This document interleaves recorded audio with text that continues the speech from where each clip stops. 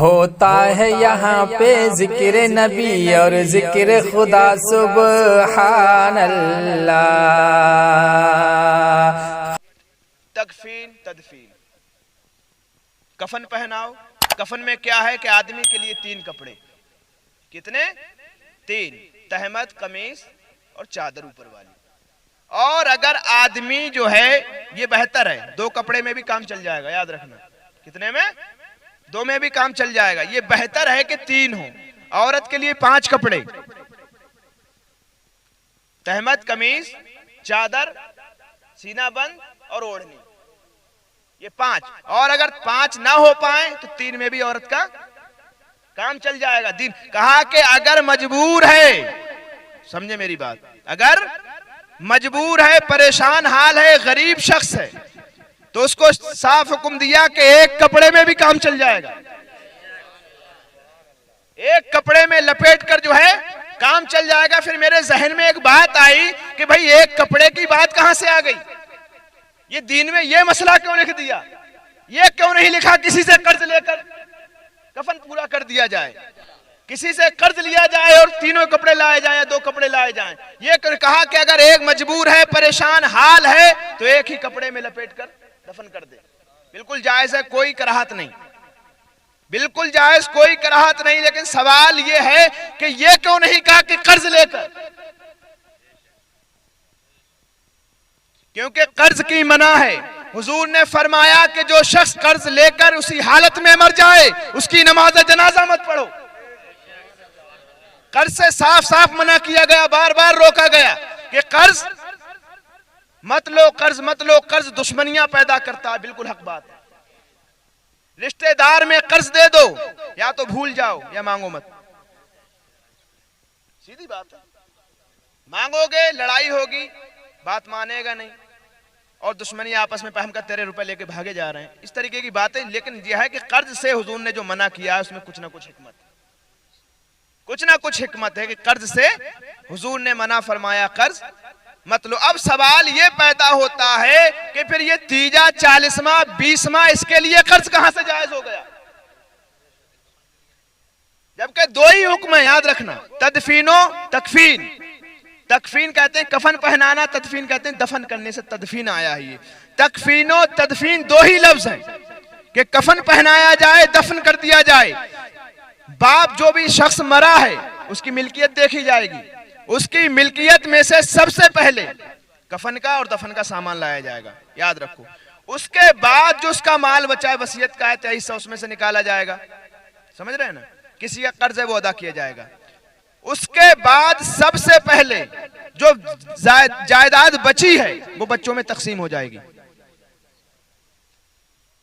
उसके पास 3 लाख रुपए हैं, ये मसला सुनिए बहुत गौर से। कितने? 3 लाख रुपए हैं उसके पास। अब 3 लाख रुपए में 50,000 रुपए उसके कफन में उठ गए, दफन में उठ गए। 50,000 रुपए पे उसका कर्ज था, वो भी उठ गए। उसके 2 बच्चे हैं, 1 लाख इसके हिस्से में आ गए, 1 लाख इसके हिस्से में आ गए, बंटवारा हो गया, हिस्सा बट गया। अब देखिए आगे को मसला सुनिए। बंटवारा हो गया, माँ बाप की जो मिल्कियत थी उसकी मिल्कियत में से जो था तकफीन और तदफीन, बिल्कुल कफन देना और दफन करना। उसके बाद अब जो रहा तीजे का मसला। अब अगर एक शख्स, एक भाई कह रहा है मैं अपने हिस्से में से नहीं दूंगा, दूसरा कह रहा है कि तुझे देना पड़ेगा, जबरदस्ती नहीं कर सकते, जबरदस्ती नहीं कर सकते, क्योंकि बाप की मिल्कियत में तीजा नहीं है। हाँ याद रखना, बाप की मिल्कियत में से तीजा नहीं है। बाप की मिल्कियत में से जो छोड़ा है वर्षे का, उसमें से सिर्फ जो है तकफीन और तदफीन है, दफन और कफन, दफन और कफन, और जो कर्ज है वो अदा किया जाएगा, जो वसीयत कर गया उसको अदा किया जाएगा, उसके बाद तकसीम कर दिया जाएगा माल। अब अगर दोनों की रजामंदी है, जो भी 2 हैं, 4 हैं, 5 हैं, 10 हैं, अगर सबकी रजामंदी है, सब खुश हैं, ये साजे में हैं, अपने कर दीजिए। तुम्हारे पास अल्लाह ने नवाजा है माल से, जितना खैर और खैरात करोगे बड़ी अच्छी बात है, बहुत अच्छी बात है, बहुत सवाब की बात है। किसी गरीब के पेट में लुकमा जाएगा, उसके दिल से दुआ निकलेगी, दुरूद सलाम पढ़ा जाता है, नियाज़ व फातिहा होती है उस पर, बड़ी अच्छी बात है, लेकिन याद रखो कि कर्ज लेकर करोगे तो सही नहीं है।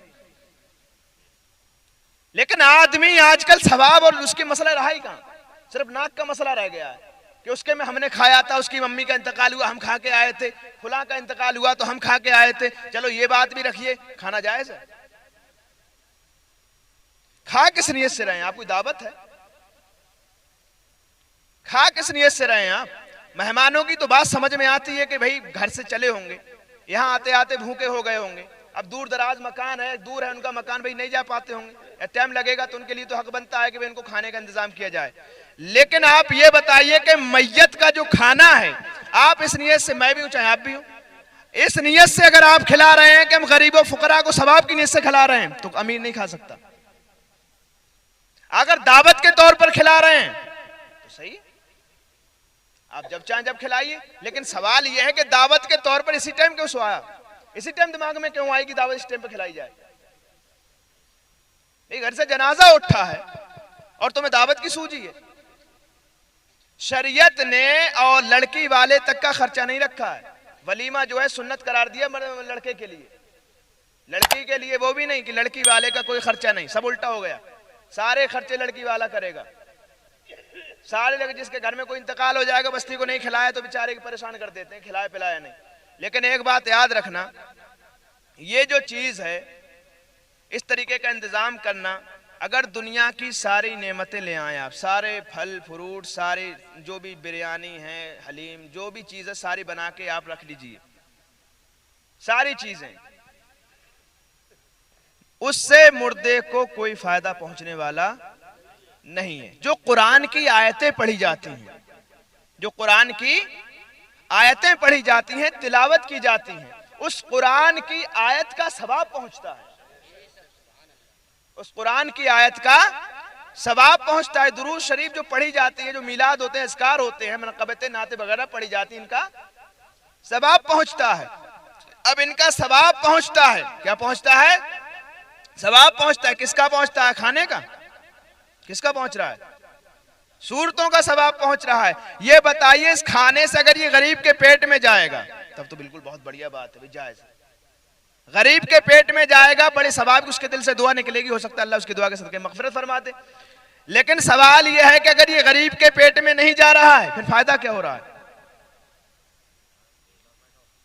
बिल्कुल बेकार। अगर यही बात कह दी जाए कि ये जो आप इंतजामात कर रहे हैं 1000, 2, 3 हजार का, इससे कोई फायदा नहीं है। अगर 1-2 पंखा या जो भी जरूरत मसाजिद की है वो हल कर दी जाए, जब तक मस्जिद रहेगी, मस्जिद में वो चीज रहेगी, तब तक मुर्दे के लिए सवाब मिलेगा। तब तक मस्जिद, जब तक वो चीज मस्जिद में रहेगी, तब तक मुर्दे के लिए सवाब मिलेगा। कौन करता बताइए? बड़ी चीजें ऐसी हैं कि जो मदरसे हैं, मसाइल जरूरत है, लेकिन नहीं, घर पे जो है बिला वजह के जो, भाई वही चीज तुम एक मीठे का डिब्बा 2-3 फल फ्रूट लेके आ गया, लगवा दीजिए, वही सवाब मिलना है और वही सवाब उसमें मिलना है।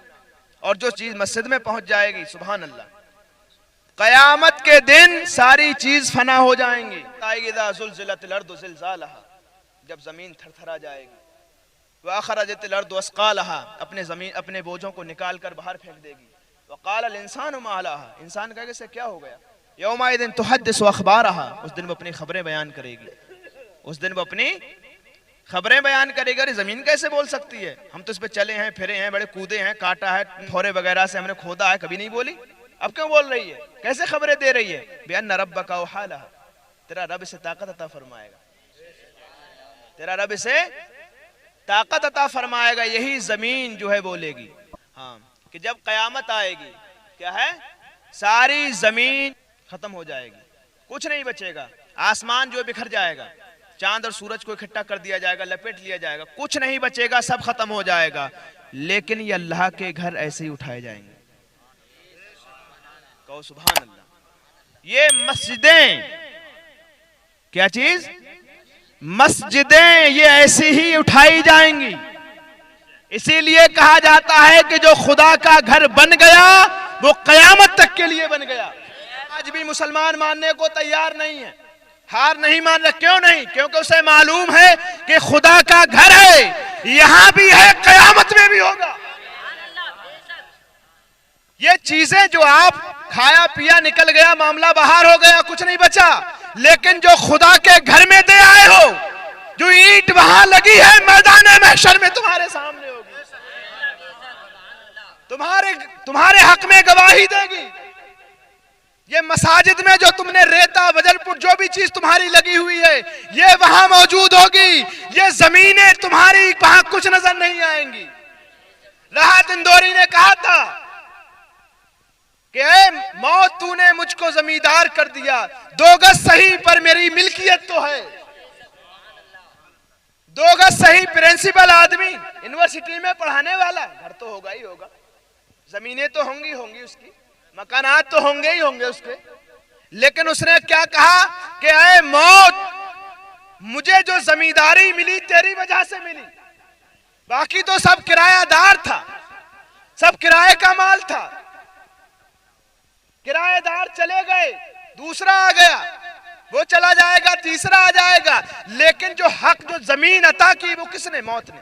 कहा कि ऐ मौत, 2 गज सही पर मेरी मिल्कियत तो है, 2 गज सही पर मेरी मिल्कियत तो है। ऐ मौत, तूने मुझे जमींदार कर दिया। अब यही मसला लेके चलिए कि मस्जिद में जब उठाई जाएंगी तो कम से कम हमारी ईंट लगी होगी तो कुछ तो खुशी महसूस होगी कि जिस दिन यौम यफिर्रुल मरउ मिन अखीही व उम्मिही व साहिबतिही व बनीही, हालत ये होगी कि वो माँ जो अपने बच्चे को कलेजे से लगा के रखती है, अपना खूने जिगर पिलाती है, रोने नहीं देती, गीले पे बच्चा सो जाए सोने नहीं देती, खुद तो सोना मंजूर करती है, जरा सी तकलीफ बर्दाश्त नहीं करती, मगर मामला क्या है? या मेरे मौला, यौम यफिर्रुल मरउ मिन अखीही व उम्मिही व साहिबतिही, ये क्या मामला है मेरे मौला? तुझसे ज्यादा तो कोई नहीं जानता। तू क्या कह रहा है कि यही माँ बच्चे से भागती नजर आएगी, ये माँ बच्चे को दूर फेंकती नजर आएगी, पहचानेगी नहीं। पहचानने के बाद, अरे ये बाप जो मजदूरी करता है, मेहनत करता है, घर बार छोड़कर दूर पड़ा रहता है, किसके? तेरे लिए। किसके लिए? तुम्हारे लिए। क्या क्या नहीं करता, किसके लिए? तुम्हारे लिए। लेकिन यही बाप जरा सी परेशानी बच्चे पे आ जाए, सारी रकम जमा कुंजी अपनी जो भी पास में पैसा हो सब लगाने को तैयार, बच्चे पर आंच आने से पहला अपना खड़ा नजर आता। लेकिन मामला क्या मेरे मौला? ये भी देख रहा है, ये भी तू कह रहा है कि बाप, यही बाप बच्चे से दूर भागता नजर आएगा, ये पहचानेगा नहीं। पहचानने के बाद ये सारे मामलात क्या हैं? ये चीजें क्या है? ये भाई कि अगर अपने भाई की आंख में आंसू देख ले, मरने को तैयार, जान देने को तैयार। भाई को खून पर लता देख ले तो आग बबूला हो जाए, जान देने के लिए तैयार। मगर मामला क्या है? आज क्या बात है? ये भाई भाई से दूर क्यों भाग रहा है? पहचान क्यों नहीं रहा? कहा सब कुछ पहचान रहे हैं, लेकिन हैबते इलाही, खशियते इलाही, अल्लाह का खौफ, अल्लाह का खौफ, जन्नत की लालच, जन्नत की लालच, दोज़ख का खौफ भया रहा है, पहचानने से इनकार करवा रहा है। जन्नत की लालच, दोज़ख का खौफ, अब यही मामला है। लेकिन उस दिन जब कोई नहीं पहचानेगा तो तुम्हें ये बेजान चीजें पहचानेंगी, ये बेजान चीजें तुम्हें पहचानेंगी। ये पंखा तुम्हारी गवाही देगा, ये ईंट तुम्हारी गवाही देगी, ये फर्श के रेत के कतरात तुम्हारी गवाही देंगे, ये कंकड़ियां, ये पत्थर, ये तुम्हारी गवाही देंगे। कहे मेरे मौला, इसका कोई मददगार नहीं है तेरे सिवा, तेरे रसूल के।